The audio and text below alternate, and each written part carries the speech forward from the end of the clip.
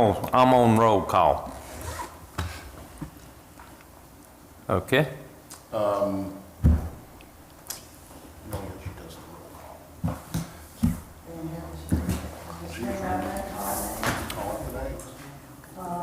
Yeah, he's after roll call. Present. Mr. Kennedy, Present? Ms. Eastman, Present. Ms. Hardy, Ms. Paddle, Present. Ms. Byrd, Present. Mr. Richards. Okay, all right. I'd like to make a motion to amend the agenda tonight and add that we vote on our chairperson for this new year. I'll Okay. second that. All right. Everybody in favor of that change in the agenda, raise your hand. Okay, now, I've got one question on that, though. Is that appropriate to bring that up because of our chairman's not here, as well as what's the norm for doing that? Typically, your chair and vice chair are voted on at the first meeting of the year. Okay, However, you do bring up a good point that your chair is currently not here, and there will be one or two, possibly three people that may be new after the council meeting that's coming up on January 8th. But it's entirely up to you. If you want to go ahead and move forward with it, you are welcome to. Yeah, we can. We just have to have 2/3. I looked at that. We have to have 2/3 of us vote to do the motion, and it has to be because we needed to do it. When's the last time we voted on the chair? It's been about 2 years, Yeah. hasn't it? Yeah, at least. and it's in Yeah. our, it's in our And new we're supposed to zoning do it ordinance. annually, It's typically done annually. and we haven't done it since 2023. No. So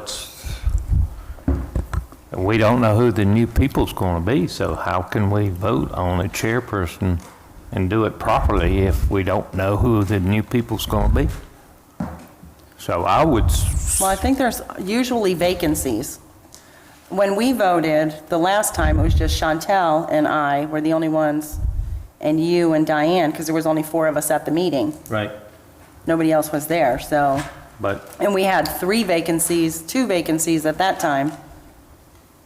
okay, we can, if the group wants to go ahead and continue, I have no objections myself, so, yeah, I'll open the floor for recommendations or nominations for a new chairperson.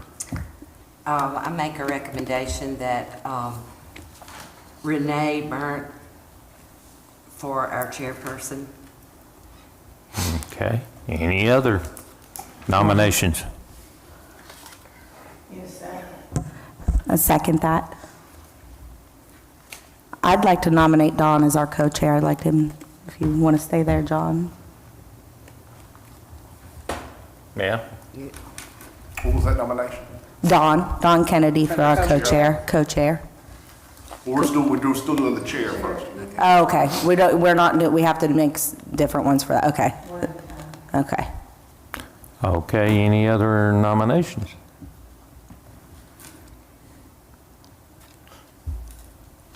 Okay. And you want to close the nominations for chairperson? Make a motion. Make a motion that we close the nomination. I second. Okay, all right, nominations are closed. Now, we want to vote on it, or, I think you can still vote on it even though there's only one person. pardon me? You can still vote on it even though there's only one person. Do I vote? Should I vote? Okay, I'm gonna vote, okay. I don't know. Okay, all right, well, can we go ahead and vote on that? Yes. Okay, all right, those in favor, Renee? Okay, that's 3. That's all 5. Yep. All right. It's no use voting on the second one then? Now, it's completely up to you if you want that person to now take over for the Yes. meeting, or if you wanted that person to wait. No, I'm good. You got it. No, go ahead, come on. No, you're doing a great job. No. I'll get it next time. No, here, we'll swap seats. Here, come on. Really? Yep, really. Thank you. Oh, my junk, I just need this. Where would you be on the other side?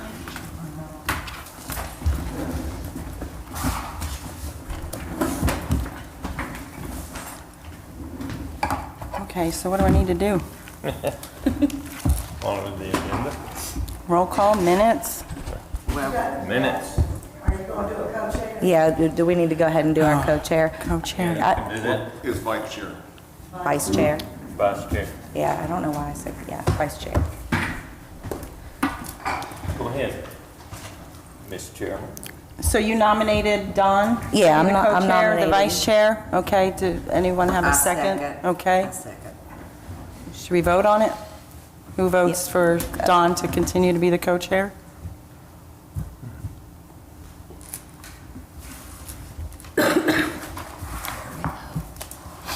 I know, me too.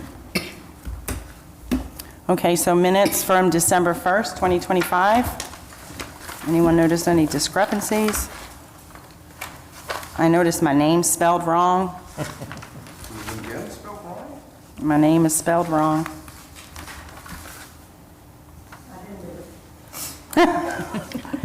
I also noticed on here that the public speaking, it mentioned Mr. Crocker speaking and what he had to say, but it doesn't mention Mr. Parfit, what he spoke about. I don't know if it should reflect what he had to say at that meeting. I would assume it should be on there because it said what Mr. Crockett had to say, but it just says Mr. Parfit from 420 Glen Spring Road for public comments. I can't tell you why it was not included in terms of what he ended up. Could we add that?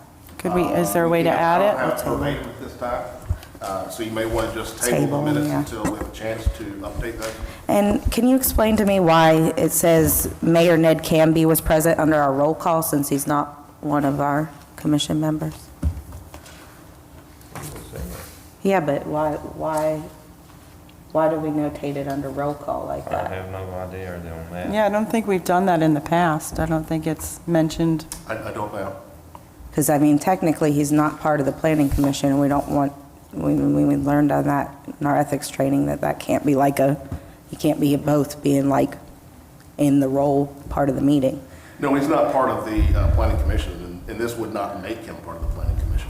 Well, no, I understand that, I'm just curious, I don't see why that would even be in there at all. I think we need to go ahead and probably, Yeah, I think we need to change, I make a motion that we correct Renee's last name. I make a motion that we take out Mayor Ned Camby as being present. And I also make a motion that someone listens to the video and summarizes what Mr. Parfit said in the public comments. It may make more sense that once you have it verbatim written down exactly what was said, that then you would pass it, because at this point, you're passing something that you have not, it's So not what- actually there. you haven't notated, though, what we all said, right? Do you need us to repeat any of the stuff that we saw? Yeah, I've got the, taking Ned Camby off of there, changing the name or correcting the name from Ms. Burnt, and that we will update the information of whatever Mr. Parfit had in there. And so I can bring that updated information to the next. At least if it just said that he was against. Or say, yeah, something that, I mean, we just needed to reflect that he stated that he was against the auction house, the commercial property. And they would Right, like to but keep the- it residential. Both of them said that. They both wanted it to be residential. We can have we can go back through that and put down his comments that were actually, what he actually said and put it in there. can we also, add somewhere, I know it's probably not in the minutes, but do we add it as an addendum, the one that we got on paper last time, or did that get, because it was in our packet, but I don't see it where it was notated. The lady that gave us an address on Glen Springs Road, she'd written in a thing saying that she was against it as well. I can also include that in the minutes on there too. Yeah, let's I put that. think it was Catherine yes. Long. Yeah, I think that was. Catherine yes. Long.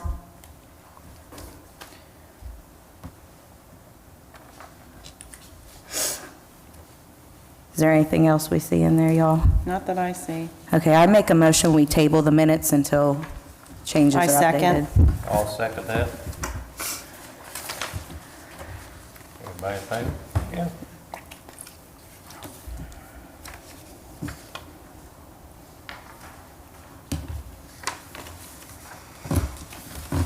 Okay.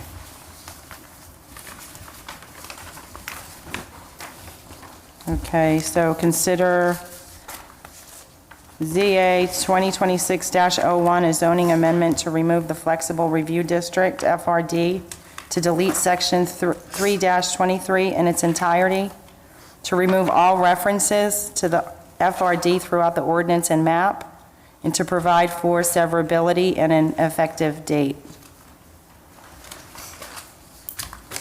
In your packet is a draft of that proposed ordinance. And if you are okay with everything that's in there, there would need to be a recommendation to send this to council.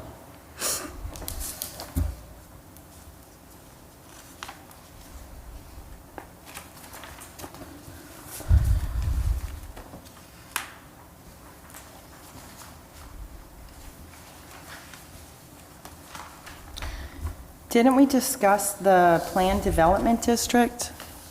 That one is in there. That's the one that we They're don't both in want there. removed because it would be ideally that they would use that. We would want to encourage them to try to zone that when they're bringing before us two separate properties, like a commercial Okay. and a housing, where we would have, like, because instead of having that commercial just be, oh, all of a sudden there's a bunch of multifamily Okay. there because they didn't plan it. Well, I make a motion to send it to council. I second that. All in favor? Yep. Yeah, because it's basically, it's All opposed? Okay, comments from the zoning administrator, comments? The only thing that I wanted to talk to you about was, and it's something that I've had conversations with Ms. Lemons about, and a couple of you others, is there's been a concern about the mobile homes in throughout the community, especially people being able to stay in their mobile homes if it was destroyed more than 51% on there. I'm currently looking at the option of being able to set it up that, and I think I think we've talked about this as well, that if you are interested in this, we may be able to craft language that states that if it's an owner occupied mobile home, meaning someone who lives there, owns the property, that they would be exempt from that. And so that would mean that if someone owns their mobile home, they live there, they're the primary 4% assessed rate person that's for that property, that they would be able to replace it back or you know, put a new mobile home back there. But it would have to, I think as we discussed in Be under 10 years old? right within 10 The years. HUD, yeah. So we can do that? Because I know when we talked about it for you, Well, I was talking about changing it. okay, but can we change it? Because I was told when I brought it up that we couldn't do that. I'm doing a little bit more research on it, but based on some conversations with our attorney, that would not be considered I can't think of the word that I'm looking for. Just as owner occupied pays a discounted tax than someone who's not owner occupied, then it would not fall under it wouldn't be a discrimination at that point. So if there's not a discrimination for an owner occupied paying less taxes, and there shouldn't be a discrimination if it's owner occupied, that would be exempt from that particular section on there. We're still doing some further research on there, but I'll come back to you as we get closer to that. And I'm hoping I'm going to have something soon for y'all to review and look at the next planning commission meeting. But you said one word there about 4%. That's a homestead percentage, right? No, the 4% is an owner occupied. Homestead is a separate thing on top of that. Okay. The homestead exemption, I believe, is they take $50,000 off the value of the home when they go to do the consideration of Some of those mobile taxes. homes will be 50,000. Sir? I said, some of those mobile homes are over 50,000 anyway. Right, that would be for the homestead exemption. This would be, if you own and live in that home, you would be able to get the 4% rate instead of the 6% rate. Right. Okay. Would it, like you said, you're going under owner occupied, and that's what we're leaning on. So the question would become, does it become discriminatory towards a rental property, right? Because essentially, I don't think that we're trying to say you can continuously keep rental properties if they're not, Rental properties pay a higher tax millage. Right, but I'm saying like for the discrimination part of it, like that, I think that I would agree. be, is that, And that's what will you ask him about that? That's what we're Yeah. determining for both the attorney and the municipal association is there considered a discrimination factor at that point? And since you currently have it set up where people who are renting as opposed to owning already have That a it's different not, tax district, okay, and that has not had an issue with discrimination Okay. on there. That's where we are leaning to thinking it's the same thing. And so in that case, you could set it up pending, I want to have the municipal association has their own set of attorneys. Yes. I want to have them look at it as well. yes, And have the municipal association kind of weigh in and make sure they're good with it. I'll craft it, the ordinance first. And then I'll send it to them and see if they're good with everything that's on there. Then I'll bring it back to you guys to review, and then I'll have their stamp of approval saying that this is legitimate.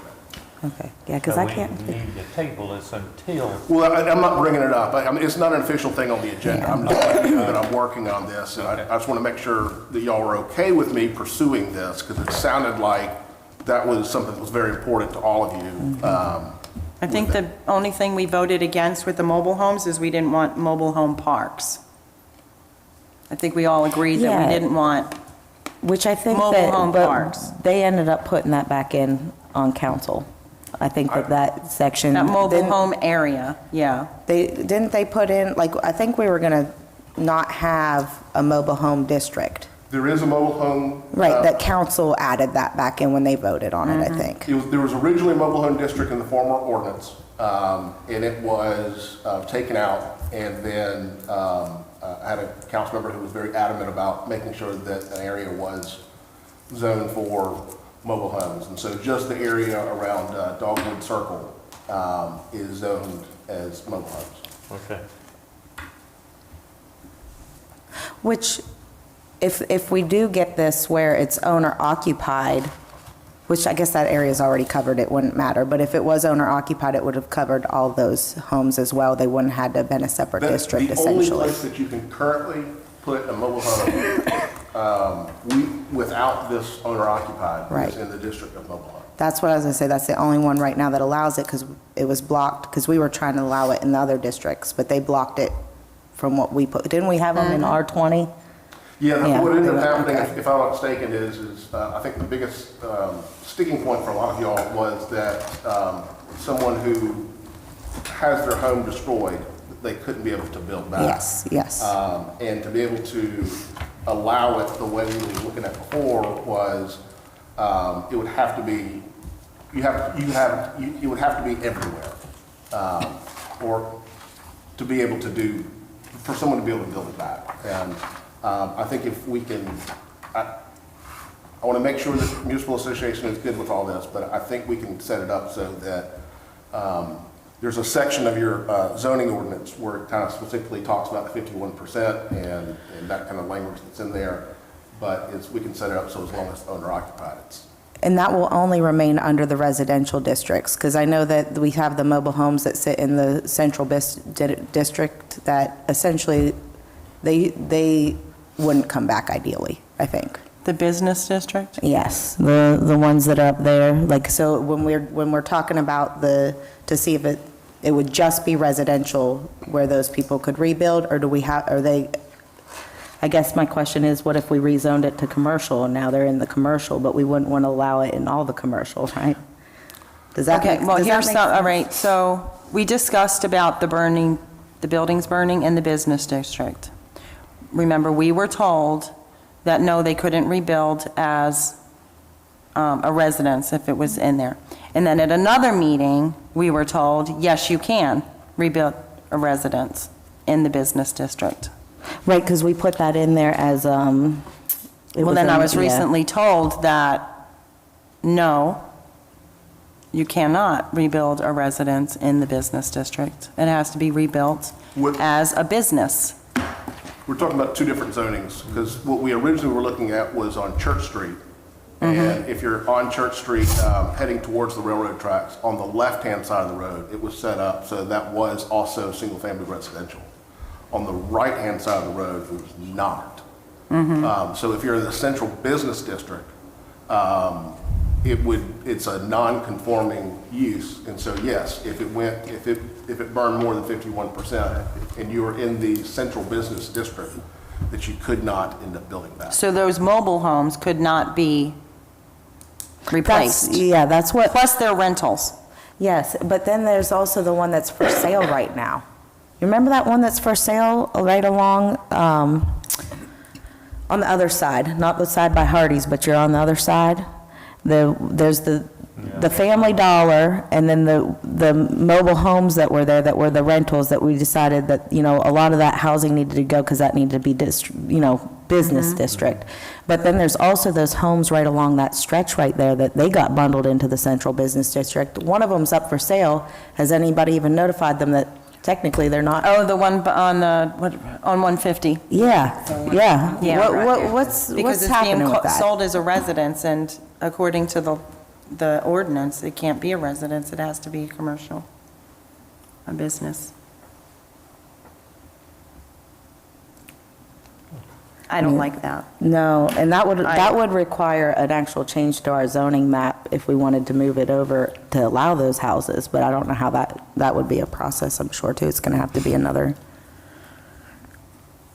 I Because there can't, are several residences right there that if they, and there's businesses that have residences in them in that area. So Let me pull it up first. I don't think that would be fair. If someone's house burns down and you tell them that they can't rebuild their home that they own, it would have to be built as a residence when there are, like I said, I think- businesses that people reside in, right in that district. I think every business district allowed for a multifamily residential in the multifamily residential is allowed single family. That's how we did the loophole for the ones over on Church Street. But the central business district itself does not allow for any kind of residency. It's the central, and that's where that other one that's now for sale as a single family is listed under the central business.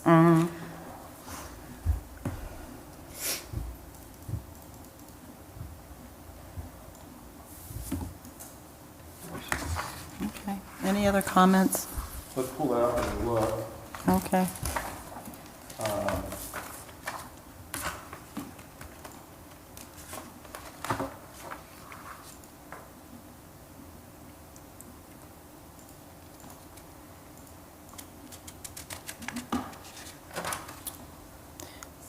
See, now that central business district has a whole lot of houses. There's Yeah, a lot of that's- houses there. And that, Because it goes all the way down to Memorial Drive and all around Memorial Drive. There's a lot of houses in that area, a lot of residences. that one does not But if allow somebody has a for, fire and their house burns more than 51%, then they cannot rebuild their residence. I'm trying to remember why. We should be able to remove that. I'm somehow. trying to remember why the central business district was out on the other side of a Memorial and, Because the intention, I believe, is to make that this, a business district.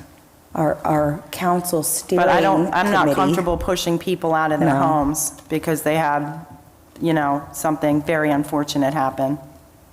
I don't think that that was anything from the planning commission. I think that that central business district came from our council steering committee and the idea to expand the central business district. Because of Main Street. I don't. but it, Well, that was part of the steering committee. It was. I was on the steering committee. No, I mean Kim was- for the one, when we were building the zoning map, none of us asked to extend it, did we? I Like, don't did- think we were ever questioned about it. Yeah, I think I it don't just think that came ever up came up there. in discussion. Right, because it was discussed by a council member. Which I don't mind that. I don't mind that whole area becoming a business district. If somebody sells their property to someone who wants to make one of those properties a business, I don't have a problem with that. Go ahead.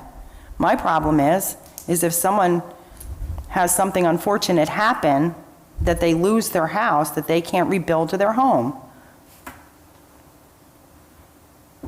I mean, this opens it up, so say I wanted to buy the Coleman store, and I wanted to, not the Coleman store, but the house behind it. Right. Okay, that house just sold since we've done this. That's a residence. How is that a residence? That house just sold a couple months ago. Why is that a residence? why is it a residence? Yeah, if that's the business district, So the way, they purchased that home as a residence, why was it sold to be a residence and not a business? as long as it would have been, as long as it would have been not vacant for more than 6 months, it would stay as an existing, it's a grandfathered in clause on there. So it would stay a It residential? would stay residential. Okay. So now, if that house happens to burn down, they can't rebuild it. That's correct. Do they know that? No, probably not.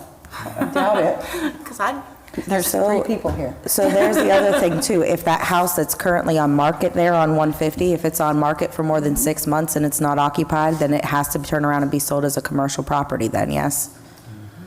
Yeah, I mean, if it's vacant for longer than 6 months. It's already been up there and for a little So bit. that came into play where if y'all remember, there were some mobile homes beside IGA. Yeah, those ones, Those cannot be used as residence anymore, right, yes. the ones that are vacant. Now, I think there's one in the very back that is still occupied. And as long as it stays occupied, if someone moves out and as long as someone moves in there within 6 months, they can continue to occupy that as a residence.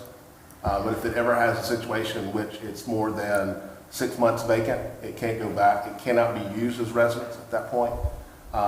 And even, and none of those, and those homes would not be, as your current ordinance states, if they burn down, they couldn't put them back. However, even if you changed it to the owner occupied, it wouldn't affect these properties as these are rental properties.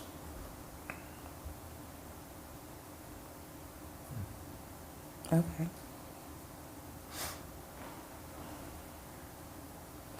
We may need to look, well, not me, I won't be here, but we could add the multifamily allowance into that central business district, but it will require this You could- again, right? If y'all could let me understand what your intentions are, what you would like to see with these particular properties, I could bring something back to you at the next planning commission meeting, potentially a transitional zone, so it could be either. I would prefer that. because I thought that's what it was going to be Yeah. originally. Well, it was going back and forth. We were told that they couldn't rebuild it as a residence, then we were told, no, no, yes, you can, and now we're being told again, no, they can't, it would have to be rebuilt as a business. It was never set up so that you could.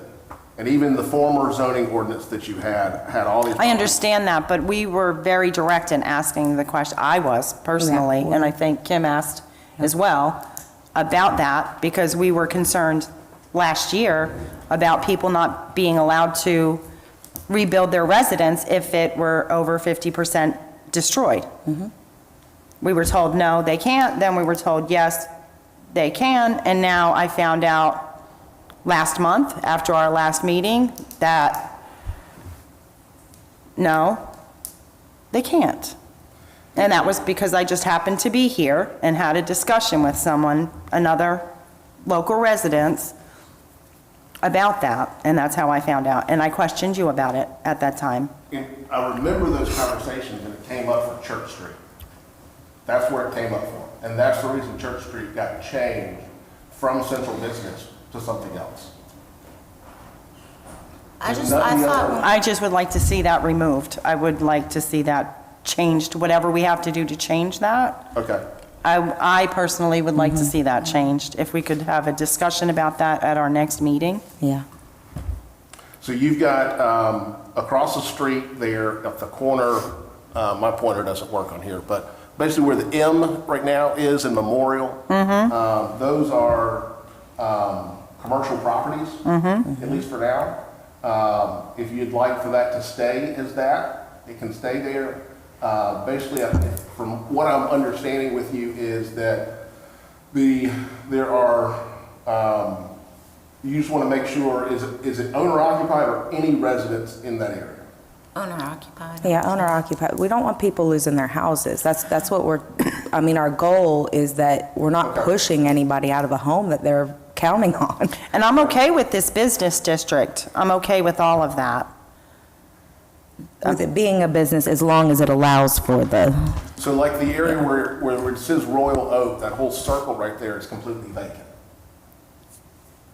So we'd leave that, is that what you want to do? The circle back where the yellow is, no, what is that that's right there? it goes back. Oh, that's where the old fire department is. Is that where the, no? No. Oh, we're Yeah, going across the the other street way. where the fire department used to be, that's correct. Yeah. But that particular area is where, if y'all remember. Is that Mittens?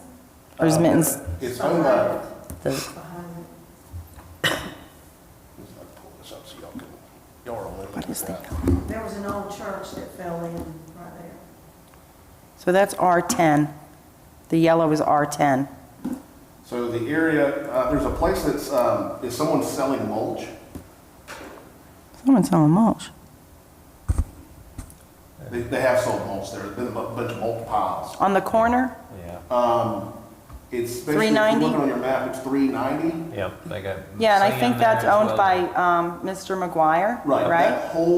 That whole circle there, with Oak, No. Royal Oak, North Highway 150 and Jerusalem Road, that the entire block over there is vacant. There's not something on 310 there? There I thought- was something on 221, and it was either knocked down or removed, but there was like an old cabin or something that was there. That's not there.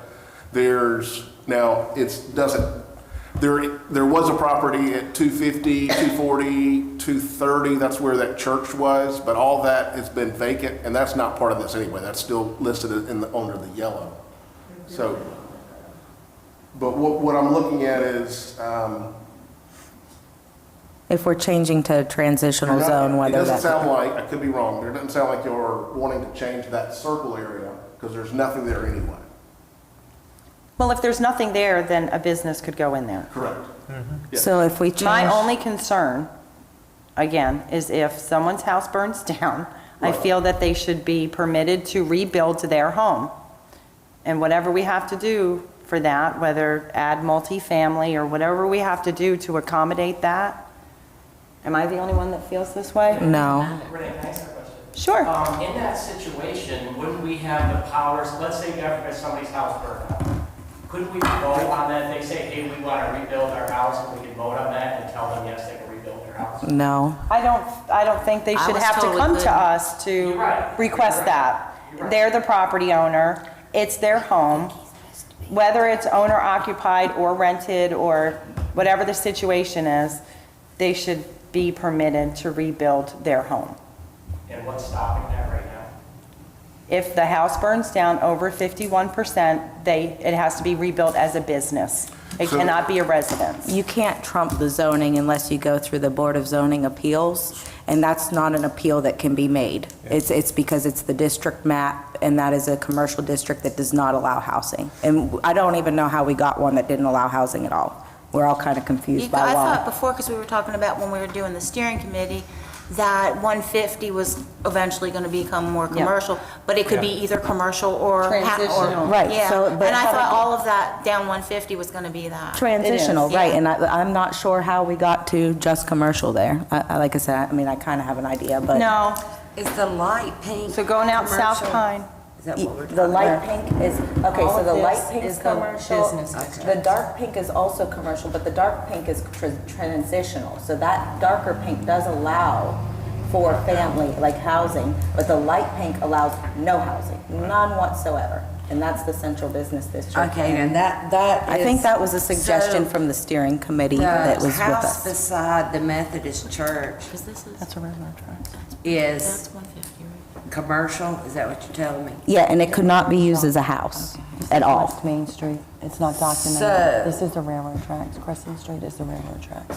The church would have to sell it to a business? They would have to sell it as a commercial property, yes. We had that discussion about that. So Well, if they need brought to it to rezoning when they went. It's transitional. Transitional. And then, but Oh, there's, all- it's for sale This right is- now, so that's gonna be, Show it, okay.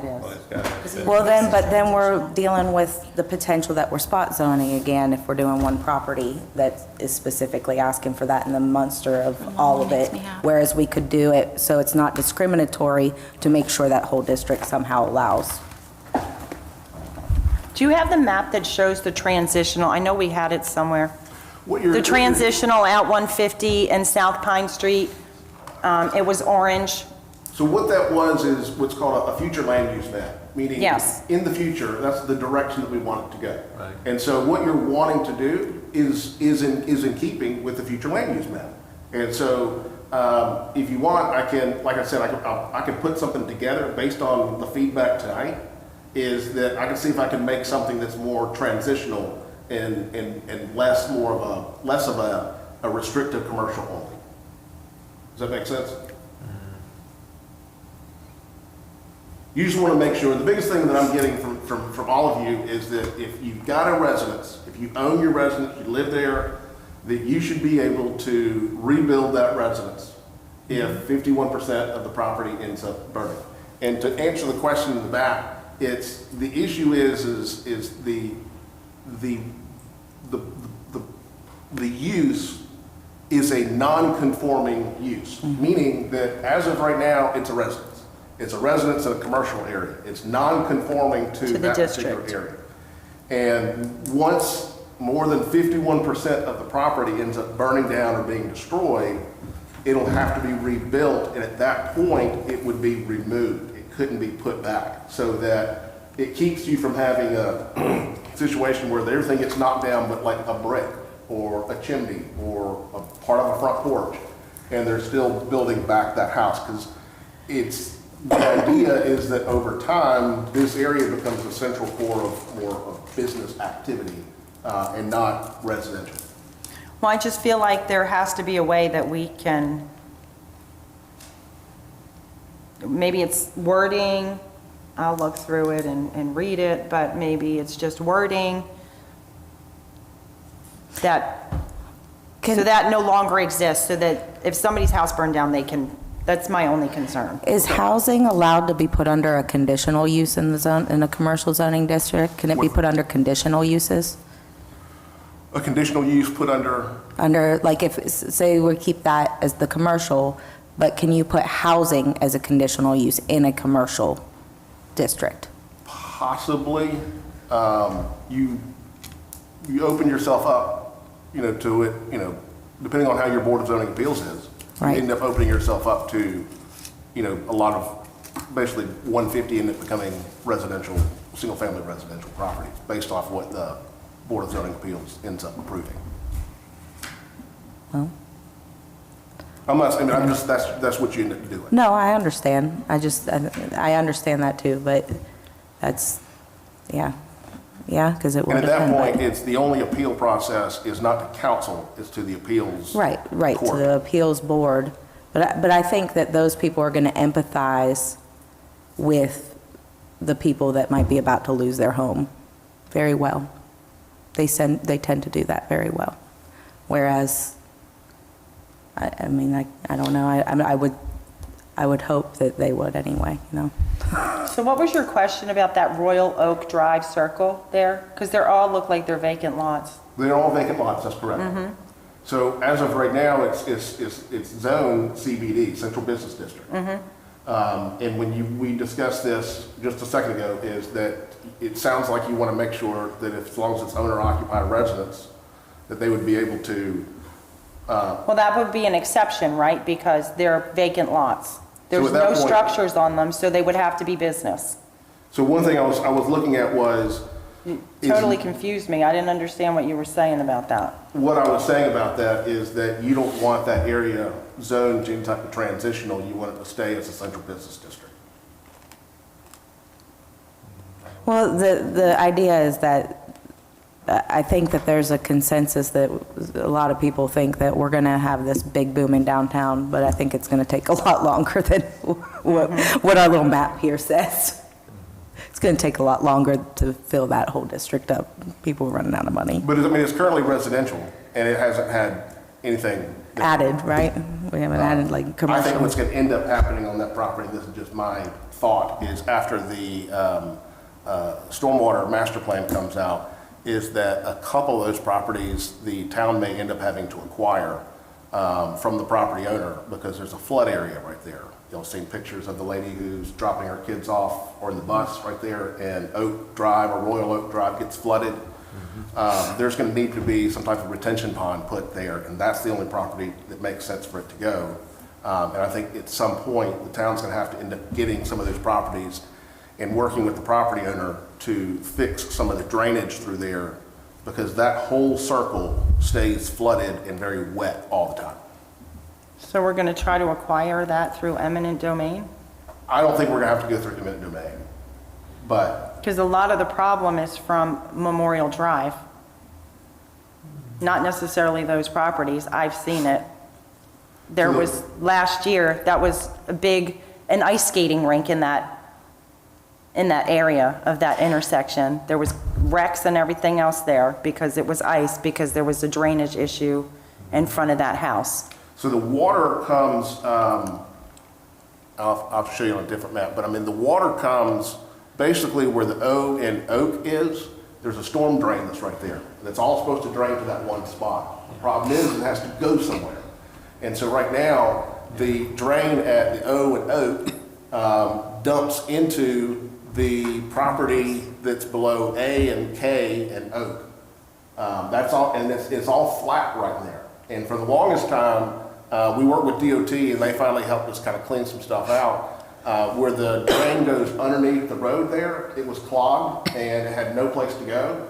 And so water just backed up and just pooled all over 150 right there, because the water had no place to go. So what I'm saying is that I think the town's going to end up having to work with that property owner to put a retention pond of some sort to have a place for all that water to go to get off of 150, to get off those properties there, to get off of all the central area between Memorial Drive, 150 and Crescent. Yeah, because that was bad last year when we had that ice. Absolutely. It was so bad. But it has to go somewhere, and we've got to figure out. Can we get grants? Have you been looking into grants Yeah, for I think you that? got a big master plan coming, don't you? After the master plan's done for the stormwater, there is the Look into grant. Rural Infrastructure Authority. We have to finish that master plan, and once we finished it, then we can get an 80-20 grants on starting to fix stormwater issues. But keep in mind, I would estimate conservatively estimate there's about $5 million worth of stormwater projects need to be done even before all this is brought up. Now, didn't the highway department right there at the end of Memorial Drive next to 150, clean out that already? They have. I thought they did, and because that was flooding, she said just earlier this year, I think they did some work there. Right there where Memorial comes down and hits 150.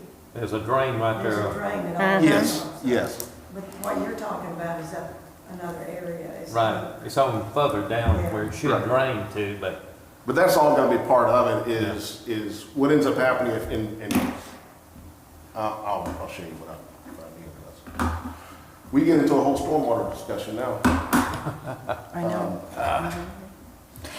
So I love stormwater. is that plan, it's going to look at the hill, the Hotel Hill and all of that, isn't it? It's a plan for the whole entire, that's great.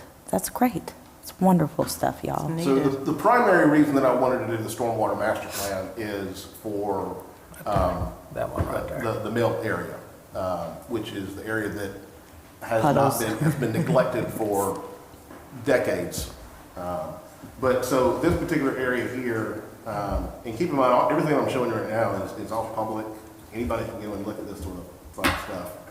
But if you pull up the contours map of this particular area, a contour is when the property drops down. In this particular instance, it's 6 feet. And so you see from basically where it says 391, where the old, the building's not there anymore. But this whole area, there's the lines are very far apart, which means that's a lot of flat area. And there's not a lot of place for water. Water doesn't, you don't really just kind of go across the field pretty easily. It needs some slope, it needs some downward kind of direction on there. And so you've got, I think it's right around where you see like 310 on the map there. Just in front of like 283, right around that area is a storm drain. And where that little peninsula kind of pulls out on the other side of the road, that's where that drain comes through, but it's been clogged up and it's been cleaned up by DOT, but it doesn't really fix anything because, you know, you're going about probably 100 yards before you drop 6 feet. So water's just sitting there. And that's where I think the town's gonna have to come in and probably have to put in some type of retention pond to be able to collect more of that water and then be able to disperse it, because it needs to go to, you see up there where it says 250 Oak Road, between 250 and 210 is where the beginning of that creek starts to go all the way back down to the river. And that's a long way for it to go that's just flat to get to that area where it needs to drop off. And once it hits the creek, it's good. Just out of curiosity, how are you identifying like properties like that? Is there a surveyor doing it? Are you relying on people to come tell you that they have problems in their things? We hired a company called, I always forget, it's GMC, it's Goodwin, M in I can't remember the C on that. What's that? Is it Melton? Goodwin Myers and Kaywood, I think is what it is. And they came out and did an evaluation of the entire town and broke the town up into, for lack of a better word, kind of almost like watersheds. Yeah. Now, there's big watersheds that kind of cover much bigger areas. But like, for instance, the railroad track in Main Street is the highest point. And so water goes off one side and then goes off the other side. And so the area that's basically 150 all the way out to 176 is broken up into a couple different sub watersheds there. And then like the mill area is broken up into one main watershed, but it's kind of three separate shelves where everything kind of goes off either. And so you go down like Stone Street is the peak of one side, and anything that if rainwater drops on the right side as you're coming down Stone Street, it's going to drop and head out into the creek that's down there. If it drops off to the left side, it's a matter of, does it go through Cameron Street, short line? Does it go through the church there? But eventually it's got to get down into the flat and then out that way. And doing what we can to funnel that water in directions that we want it to go to, so it's not flooding homes on Cameron Street, which it already is. That's what I was going to say. Are you taking input from people? Because Yes. that, you know, they're going to be able to tell you better even than a survey. So what we ended up doing was we reached out and people who've called and complained to us and talked to Okay. us about issues. Yes. We've made them as kind of priorities on there. One particular property is at the corner of Chapel and Limestone. There's a storm drain that goes to the back of their property from Green Street down to limestone, and there's a collapsed clay pipe that's in their backyard. That's got to be addressed. There's a property that's on Walker Street where there's a cave-in section there where there's a pipe that goes through these two homes that drops down into the creek, and that's caved in. You've got the Hills, Margaret and Margaret Hill, right up here. who lives at the corner of Cameron Yeah, and Goodland yeah, Street. right here, yeah. Their home floods all the time. Well, yeah, it just drops off right there. And in the past, there's been extensive money that the town has spent on that retaining wall that's right there to try to hold back some of that. But if you go back behind their home, that retaining wall is starting to give way. Yeah, And so it's the price that I've seen so far to just fix Cameron Street is about $400,000. yeah. And that doesn't really fix everything, it just dumps it all into the woods area behind the cloth room. Which will then become a swamp. And eventually it'll, get down into the flat area. But there's been a lot more complaints that I've thought would be out there for people where foundations are starting to see some decay, where runoff is coming through and it's washing out some of the foundations in there. And so this is a way for us to, the biggest thing is to create a map of the entire town in terms of stormwater and how things kind of, when water drops down from the sky, where does it go? Right. And an understanding, it's gonna drop here, we know it's gonna eventually try to get down here, we don't want it to go through these 3 or 4 or 5 homes, can we kind of converge it together to go between the homes and then go down? And that's what the town's gonna have to look at. And then we also, especially in the mill area, if you're familiar with the stormwater system that's in the mill, do you try to repair the existing system or do you rebuild the entire thing? And, in theory, yeah, let's just repair what's existing, but it's over 100 years old. And there are many places, I'll give you the example, when the traffic circle came in, the drainage that was there is covered up. When DOT came in and did all that stuff, they weren't interested in a 100-year-old, stormwater system that's out there. And so if you go to the cloth room when it rains, and there's a big pond at the cloth room, that's it. Because the water doesn't go anywhere. It doesn't lead out to the river. And so that's what all of this is trying to address. Okay.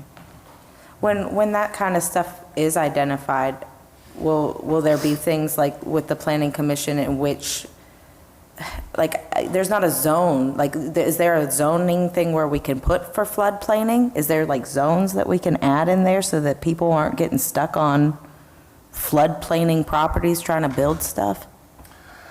There is an official floodplain. This is determined by both, I'm not sure if it's through DNR, but it's the South Carolina Department of Resiliency. I've actually got a meeting with them this week on a few things related to this.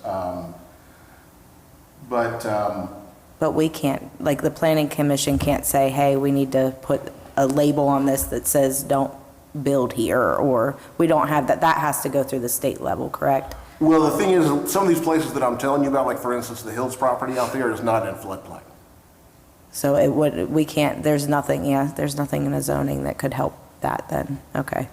And then the other thing is once you label that property as an unbuildable property, or we don't want to see something on there, then the current owners who have that property just drop the value down drastically. So what I would rather advise. Yeah, exactly, rightfully so, because somebody shouldn't be swindled into buying something that's What not. I'm trying to advise to council and to you guys and the community is that we identify all of those problems that are out there, and there'll be 10, 15, 20 problems, and we just start going down the list and fixing all those things as a town. And so their property would end up having some extensive storm drainage system that the town ends up having easements on around their property to be able to address stormwater and get water off their property, so that their property is the same value as it should be. It's a buildable property. It always has been a buildable property. If you go back, I'm not sure how old Don is, but there, behind those properties back there, it used to be an alley. And trash was originally picked up in the back of those homes, not the front of those homes. And that should have, I don't think should have changed, because that would have given the town the opportunity to go back there and fix some stormwater issues, where now it's part of their backyard. And they've built stuff that's back there. That would be an ideal place for us to put some type of French drain system or something to be able to collect all that water that's coming off the hill and be able to dump it between the homes across into the river. river area, but behind the ball field. Oh, that'll be, Okay, so the next meeting, I guess we're going to discuss the mobile homes Yes, and so this we'll business discuss. district. So the reason, let's do the mobile home, owner occupied, and also look at 150 Memorial, Business. basically the areas that's is residential in the central business district.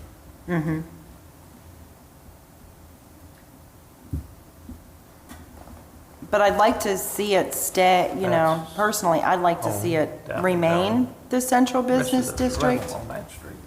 because it opens up opportunities for people that may come and purchase those properties, want to make it a business, less hoops to jump through. Like I said, I don't like that people that live there currently can't rebuild if something would happen. The other thing is there's another zone that we have called like a neighborhood commercial district. So it kind of gives you that feel of it's both near, adjacent to a neighborhood. And that was the other thing that I was going to bring up to you is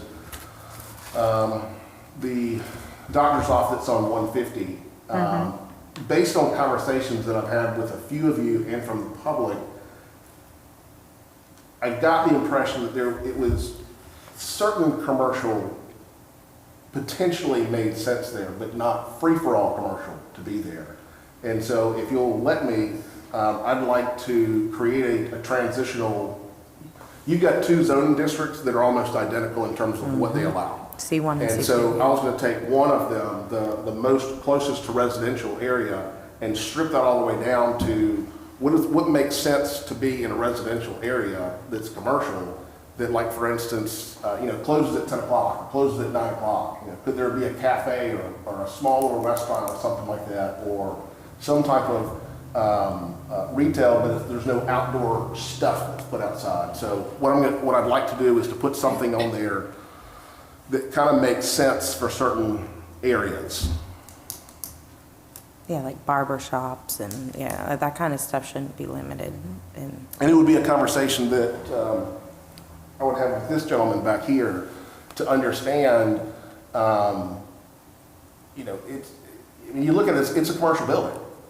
I mean, it's a commercial building, isn't it? People aren't going to live in that building. And so what kind of makes sense that isn't going to be offensive towards the residents who live there, but understands that 150 is a artery into the town. Well, that was my next question. Is there a way to reach out to the people that live in the area and find out from them what they would prefer, what they'd be okay with going in there? So either way, it's gonna, what I try to do is to try to craft something up for someone to look at instead of just saying, what do you want? Because then you've got something to kind of, like, this is kind of what we're looking at. What do you like about this? What do you don't like about this? So we can discuss that at our next meeting? I was gonna go ahead. Could we take public comments at our meetings, just so people could come and we could hear from them? Sure. Maybe at the end of our meeting, have public comments? Well, you can always, after the meeting closes, I mean, you can sit around and talk to people all day long, or you can end up having kind of like a workshop kind of thing. which is Either kind of way, like- I just think input from the people surrounding that area is best. Yes.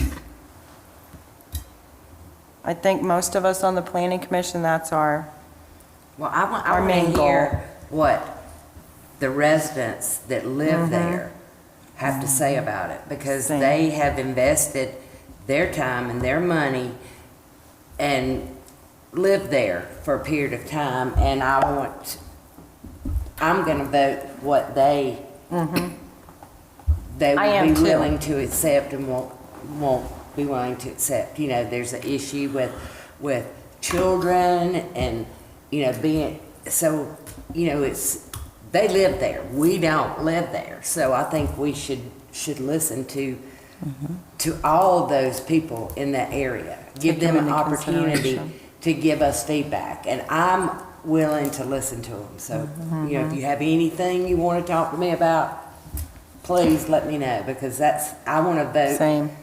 I want to vote the way the citizens of that area wants what they want. But are you okay with me drafting something up for y'all to start looking at? That would be great. That'd be fine. And maybe some different options, Absolutely. you know?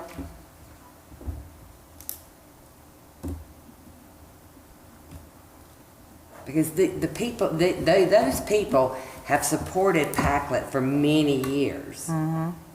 So I'm not gonna step on their toes just to bring another business in that I think's gonna make more money. The last thing I want to say to you is, this was not created to be set in stone, Right. okay? When you create a brand-new zoning ordinance, you're not going to make it perfect the first time around. And there are things that will come up, just like this has come up here, that make you want to say, let's go back and look at some stuff and make some updates. Typically, when towns pass new zoning ordinances like this, for the first couple years, there's some things, we missed this, we didn't think about this. There is 7 square miles in the town of Packlet. You're not going to be perfect the first time. No. So there's always opportunities to change things. Sounds good. Okay, anyone else have comments? Any? Yeah, I just want to say, y'all, I'm going to miss you. I've miss you given them my too. resignation, so I'm done after this meeting. And it's been awesome working with you. This is great. Like, I feel like we've really been, we ask questions, we talk. I hope that people feel welcome to come talk to us, because we do want what's best for the people. Yeah, we do. That's right. I've enjoyed it. Thank y'all. And there'll always be Thank you. changes. Thank you. Yes. Good luck. Yes. Changes luck, are going to come. Chantel. Thank you. I make a motion that we Adjourn. adjourn this meeting. Adjourn the second. meeting.